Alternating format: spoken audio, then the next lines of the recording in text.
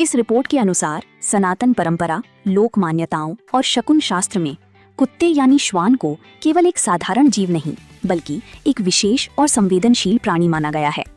पंडित श्रीपति त्रिपाठी जी के अनुसार इस विषय से जुड़ी मुख्य बातें और संकेत इस प्रकार हैं। 1. अदृश्य सुरक्षा कवच और पूर्वज चेतना। सूक्ष्म ऊर्जा से जुड़ाव।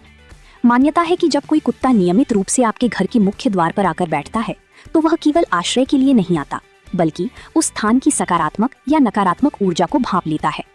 संकटों को अपने ऊपर लेना। लोक विश्वासों के अनुसार ऐसा श्वान पिछले जन्म की किसी आत्मीय, मित्र या पूर्वज की चेतना से जुड़ा हो सकता है। वह परिवार पर आने वाली दुखों, कष्टों और ग्रहों के अशुभ प्रभावों को अपने ऊपर लेकर घर के चारों ओर एक अदृश्य सुरक्षा कवच बनाने का प्रयास करता है। 2. पौराणिक और धार्मिक महत्व। भगवान भैरव का वाहन।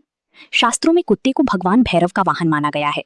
इसलिए शनिवार के दिन या भैरव उपासना के दौरान काली कुत्ते को रोटी खिलाना अत्यंत शुभ और पुण्यकारी माना जाता है। महाभारत का प्रसंग।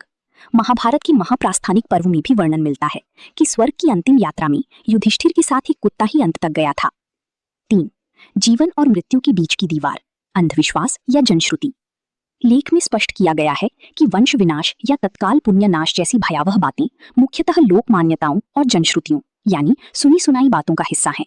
इन्हें पूरी तरह शास्त्रीय सत्य नहीं माना जा सकता।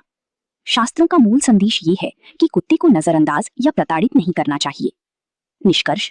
शकुन शास्त्र और पंडित जी के अनुसार यदि कोई कुत्ता आपके द्वार पर आता है तो उसे प्रताड़ित करने के बजाय प्रेम, दया और सम्मान से दिखना चाहिए।